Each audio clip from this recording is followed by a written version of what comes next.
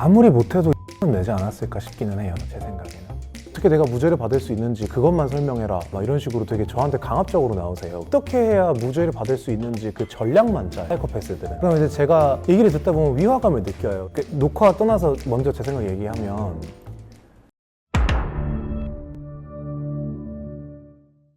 네, 안녕하세요. 저는 형사 전문 변호사 장현호라고 하고요.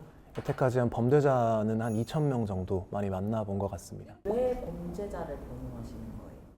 보시는 분들이 좀 오해하시지 않으셨으면 좋겠는 거는 왜 변호사들은 나쁜 범죄자를 저렇게 방어하고 변호해주지? 이게 아니라 이 형사재판이라는 게 검사라는 거대한 국가 공권력이 어떤 죄 없는 국민을 처벌하려고 할 수도 있는 그런 시대도 있었고, 변호사들도 이제 윤리장전이라는 게 있어서 이 사람이 아무리 나쁜 사람이더라도 지은 죄만큼만 처벌을 받게 하고 그 와중에도 부분적으로 억울한 건 없을지 이런 것들을 살펴봐 드리는 그런 역할이라고 생각해 주시면 좋을 것 같습니다. 혹시 만나본 범죄자는 어떤? 성범죄라거나 뭐 폭행 아니면 상해, 근데 이제 많은 비중으로 들어오시지만 그 중에서 제일 좀 임팩트가 강한 건 아무래도 성범죄나 폭행 이런 것들이 좀 많았던 것 같아요. 범죄자들이 와서 제일 많이 하는 말은 뭐예요? 내가 그랬다는 증거 있어요? 이런 식으로 약간 저랑 싸우려 하세요, 변호사랑. 나는 어떤 범죄를 저질렀는지와 관계없이 나는 반드시 감옥에 가지 않아야 돼. 그래서 저한테도 얘기를 할 때 자기가 잘못한 부분은 얘기를 아예 안 하고 어떻게 내가 무죄를 받을 수 있는지 그것만 설명해라, 막 이런 식으로 되게 저한테 강압적으로 나오세요. 전략만 짜요, 사이코패스들은. 이제 제가 얘기를 듣다 보면 위화감을 느껴요. 본인이 찍혀서 범죄를 저지르고 있는 CCTV를 보여주는데 이게 자기가 아니라고 하는,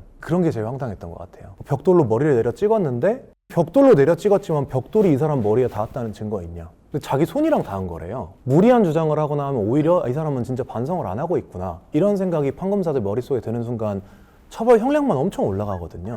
가장 현타왔을 때가 언제예요? 저는 의뢰인분 말씀을 진짜 다 믿고 하지도 않은 행동으로 억울하게 체포가 됐다거나 그에 맞는 어떤 간접 증거들도 저한테 많이 보여주셔서 저는 철석같이 믿는 거예요, 그분 말을. 이 사건은 진짜 반드시 무혐의를 받아야겠다 하고 이제 열심히 일을 했는데, 나중에 이제 경찰서나 법원에 갔더니 진짜 막 격렬하게 저항하고 거부하는 여성분을 막 힘으로 제압하면서 CCTV나 녹음본이 딱 나온다. 그러면 이제 저는 그때 현타가 진짜 많이 오죠. 끝났다, 망했다 이거. 며칠 동안 막 밤새가면서 일했는데 몇 주 동안 노력했던 것들이 다 이제 물거품이 되고 작성해 놓은 의견서 다 삭제하고 반성합니다, 자백합니다 이렇게 바꿔야 되니까 그때 이제 좀 현타가 정말 많이 오는 것 같아요. 더 벌을 받게 한다, 이런 것도 가능해요? 이론상 가능은 한데요. 그 만화 혹시 장면 아세요? 피고인을 사형에 처해야 된다고 봅니다, 이렇게 얘기하는 장면이 있어요. 이론상으로 가능은 하지만 내가 이 사람이 너무 미우면 그 사람 변호를 안 하면 돼요, 사임을 하거나. 그렇게 하면 징계를 어떻게 받아요? 그래서 사실 변호사들이 워낙 이제 많다 보니까 그 중에 누군가는 뭐 뇌물을 받는 사람도 있고 되게 다양한 사람들이 있을 거예요. 그래서 의뢰인분들 입장에서도 변호사를 이제 고르실 때 조심하셔야 되는 게, 이 사람이 나한테 겉으로는 나를 위해주는 척하면서 나를 뭐 구렁텅이로 빠뜨리는, 내 인생을 나락으로 떨어뜨리려고 하는 그런 사이코패스 같은 변호사가 저는 당연히 없다고 생각하지만 그런 사람이 혹시나 있을 수도 있으니 조심하셔야 되지 않을까, 그런 생각은 가끔 합니다. 범죄자들은 어떤 변호사를 좋아하는? 아무리 정말 흉악한 범죄를 저질렀든 나는 절대 감옥에 가면 안 돼, 이 일념으로 사로잡혀 있으신 분들이기 때문에 T 변호사를 원해요. 너가 어떻게 나를 감옥에 안 보낼 수 있는지, 너의 무죄의 전략을 나한테 상세하게 얘기해봐. 그럼 내가 너한테 돈을 줄게. 약간 이런 식으로. 그런 분들은 저랑 그렇게 잘 맞지는 않더라고요. 수임료는 어느 정도고? 변호사 선임비는 사실 사건이랑 이 로펌에서 몇 명의 변호사가 배당되어야 되는지 이런 것들에 따라서 정말 완전 천차만별이에요. 그래서 적게는 한 300만 원 정도, 정말 많이 발생할 때는 저는 제일 많이 받아본 비용은 한 2,800만 원 정도. 그러면 만약에 이명철이나 조주생 같은 사람들은 돈을 얼마나 냈을까요? 아무리 못해도 2,000원 내지 않았을까 싶기는 해요, 제 생각에는. 너무 큰 사건이고 이게 언론 타고 괜히 유명해지고 죄명이 높으면 흉악범이면 좀 더 많이 받는 것 같긴 하네요. 변호사 드라마 보면서 가장 말하는 최근에 에스콰이어라는 드라마를 이렇게 봤어요, 초기 앞부분을. 그랬더니 여자 변호사 주인공이 그냥 무단결근하면서 지방 출장에서 증거를 수집해 오고 이런 장면이 있더라고요. 현실에서는 하루 이틀 안 나오면 바로 잘리거든요.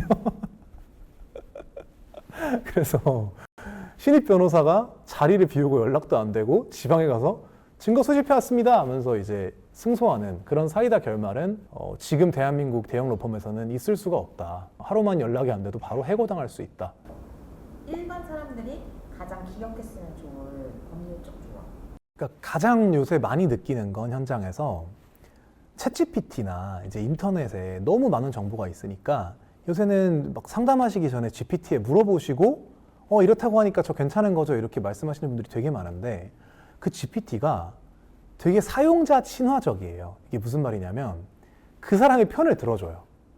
그래서 일반적으로 내 생각대로 막 줄줄이 적으면 그러셨군요 위로의 말씀을 전합니다 이러면서 되게 친절하게 얘기를 해주는데 다른 방향으로 질문을 조금만 바꾸면 갑자기 부정적인 얘기도 왕창 나오거든요. 이게 무슨 말이냐면 어떻게 물어보는지에 따라서 되게 안전한 상황일 수도 있고 되게 위험한 상황일 수도 있는데 하나만 보시고 안전할 거야 이렇게 뇌피셜을 가져버리시는 거는 굉장히 위험할 수 있다. 그 부분을 좀 GPT 같은 거 좀 조심하시면 좋겠다. 이런 걸 좀 생각하시면 좋을 것 같고 한 가지 더 생각이 나는 건 스토킹이라고 하려면 이제 내 의사에 반해서 계속 연락이 오고 무서워야 되거든요. 근데 그거를 연락을 받는 여성분 입장에서 답장을 해버리면 이게 스토킹이 안 될 수가 있어요. 잘못하면.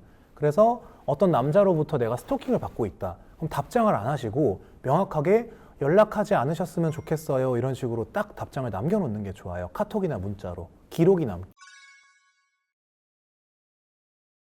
증거를 수집해 왔습니다라고 하면은 선배들이 뭐라고 할 것 같아요? 그 증거 놓고 퇴사하라고 할걸요. 잘했어 나가 이럴 것 같은데. 그래서 뭐 현실에서는 다들 뭐 지방 출장은 꿈도 못 꾸고 밤새 일만 하고 있기 때문에 로펌에서는 그런 좀 되게 재밌게 봤어요. 너무너무 재밌었고.